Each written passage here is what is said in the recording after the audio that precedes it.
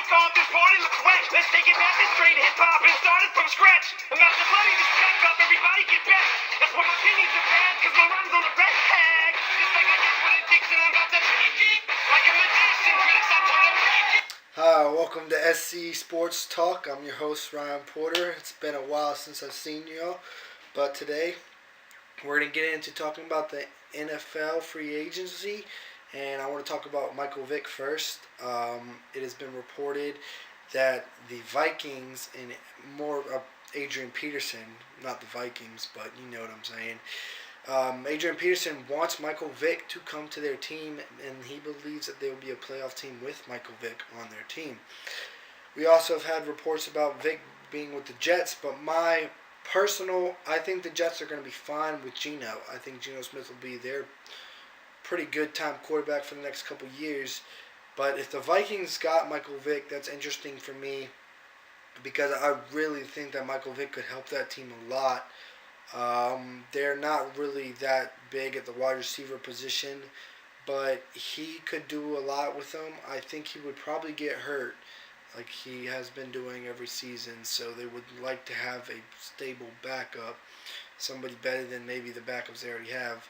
Maybe if Josh Freeman would get any better, that could probably help them out.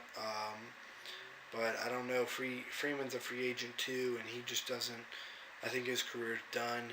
He has not looked great at all, especially after everything that happened with Tampa Bay.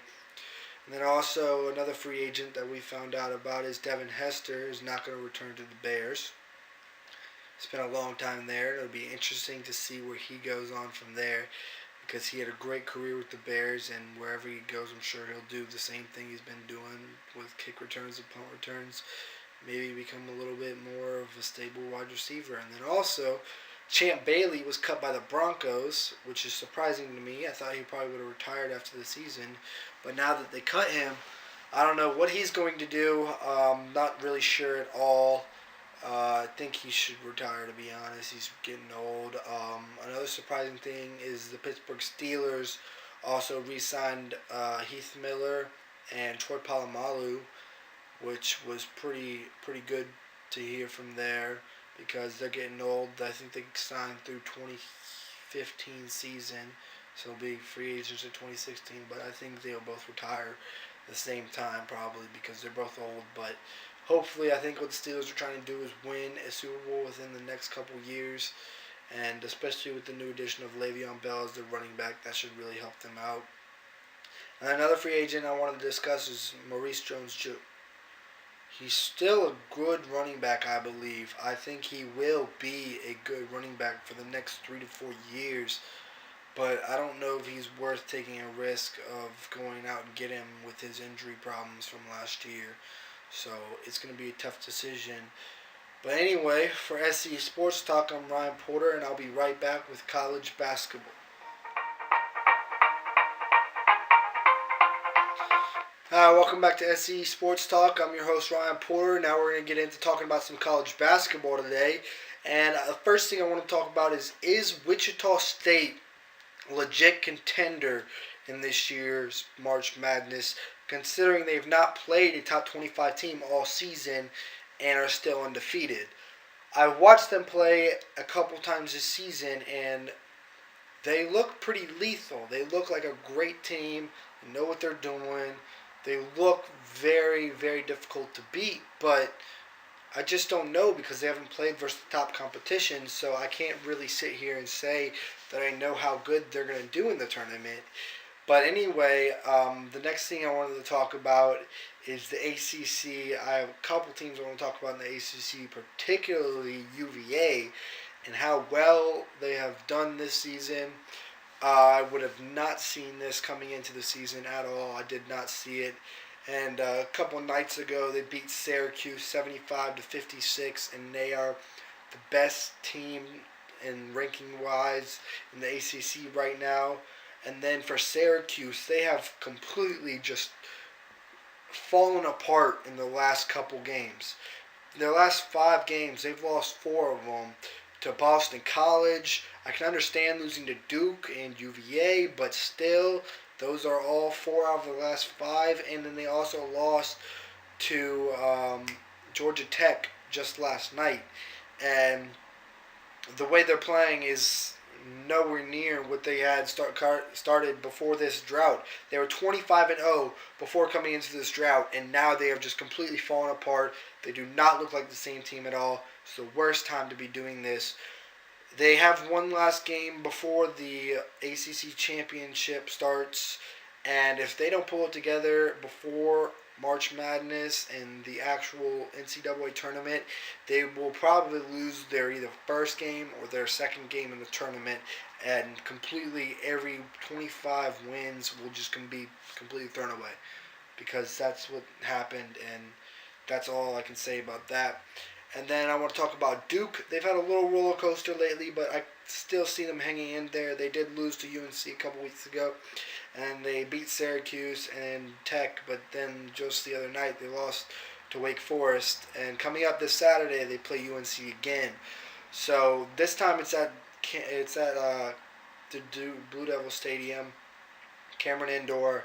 And UNC has 12 straight wins coming into the game Saturday. And last time they played, they beat Duke 74-66 in a comeback win.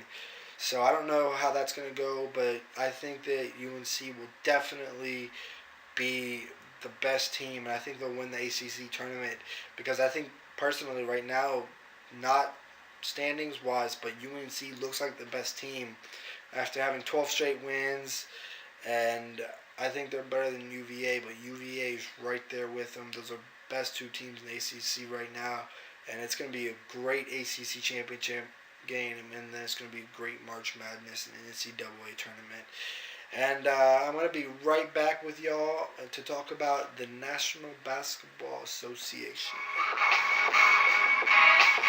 Alright, welcome back to SE Sports Talk. I'm still here, your host Ryan Porter, and we're going to get into talking about the NBA, National Basketball Association. And first, we want to talk about how Joakim Noah is trying to recruit Melo to come and play for the Bulls. Now, if Melo came and played for the Bulls, I think that would be a great thing, but I still don't know, because you know how much of a ball hog Melo is. And then it depends on how healthy Derrick Rose is coming back. Already, Joakim Noah by himself is basically leading this team into the playoffs for the last 2 years. And this season, he's had such a great season. All the triple-doubles, leading the league in triple-doubles. If Melo came and played with the Bulls and D. Rose stayed healthy, I think they would be one of the top 3 teams to be up there with the Pacers and the Heat. They would be in the contention for the running for the East title, instead of it being Pacers Heat like it is this year and as it was last year. And now I want to get into, as it will roll in, the sleeper picks I have coming from the East. I would put the Brooklyn Nets up there as being a sleeper from the East, and maybe the Washington Wizards. I watched John Wall play a couple weeks ago, and they look like a great team, but I don't think they're there yet. They're still young, and I don't think they can contend with the Pacers and Heat. But with that old Nets team, this is their one shot. They've been saying it. They said it last year. They have one shot at the title. It's this year. Otherwise, that team's going to be gone next year. It's not going to be the same team with all the players. So that's what I have for that. And then who's going to win the West? Between the Rockets, OKC, Clips, Spurs, and Warriors, I'm going to say it's going to be a finals, Western Conference Finals between the Rockets and Thunder. And I'm going to go ahead, and I think it's just going to happen. The Rockets probably will be up there. So you got the Heat, Pacers, Rockets, Thunder, and that's all I got for that. And that's all I have for the NBA. But before I go today, I want to go ahead and put in my World Series picks before opening day. I mean, we still got 24 days left, but my World Series picks before the season, I'm going to take from the National League the San Francisco Giants. Such a great pitching staff. They barely need to score runs with that pitching staff. One or two runs will win them a game with such a great pitching staff as they have, and has been shown. As for the American League, I'm going to go ahead and take the New York Yankees. All the additions they've made, all the outfielders, all the pitchers, I think they will win.